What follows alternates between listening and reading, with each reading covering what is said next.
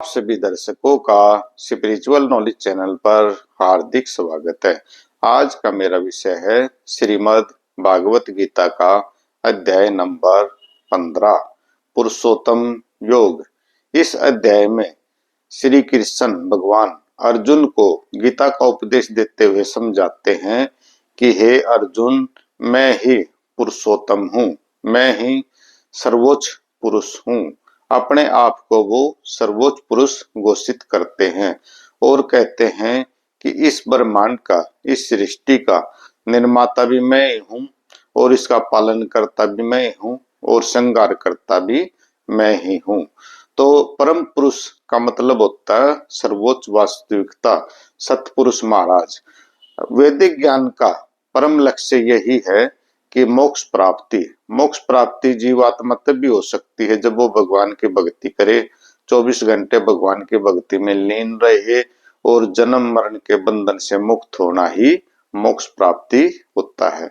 भगवान श्री कृष्ण अर्जुन को समझाते हैं कि ये संसार पीपल के एक उल्टे वृक्ष की तरह से है, जिसकी जड़ें भगवान श्री कृष्ण जी स्वयं है, यानी परम पुरुष भगवान श्री कृष्ण जी हैं, और इसके शाखाएं हैं, हमारी इंद्रियां हैं और प्राणी हैं, और इसके जो पत्ते हैं वो वेद हैं।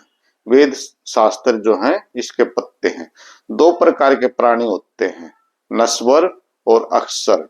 अक्षर जो होते हैं वो अविनाशी आत्माएं होती हैं, और नश्वर प्राणी जैसे शरीरधारी जितने भी जीव हैं सभी नश्वर हैं। इनका बार बार कर्मों के अनुसार जन्म होता रहता है।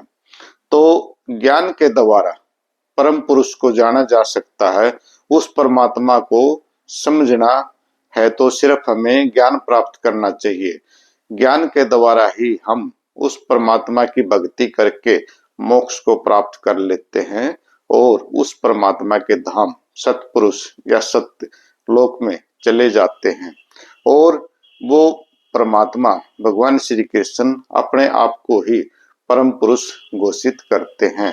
तो इस अध्याय में हमें समझाया गया है कि व्यक्ति को अपने अहंकार, आसक्तियों को त्याग कर मोक्ष प्राप्त करना चाहिए और परमात्मा के दिव्य स्वरूप की पहचान करनी चाहिए। परमात्मा के दिव्य स्वरूप की पहचान एक सच्चा भगत ही कर सकता है, जो सब कुछ त्याग करके या संसार के सभी बंधनों से मुक्त होकर के उस परमात्मा का ध्यान करता है और उस परमात्मा की भक्ति में लीन रहता है।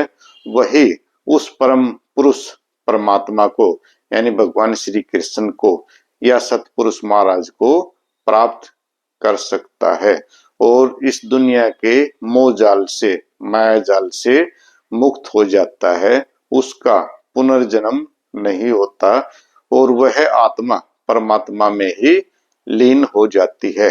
तो वीडियो देखने के लिए आप सभी दर्शकों का दिल से धन्यवाद। जय श्री कृष्णा, जय श्री राधे राधे। ओम नमः भगवते श्री वासुदेवाय नमः।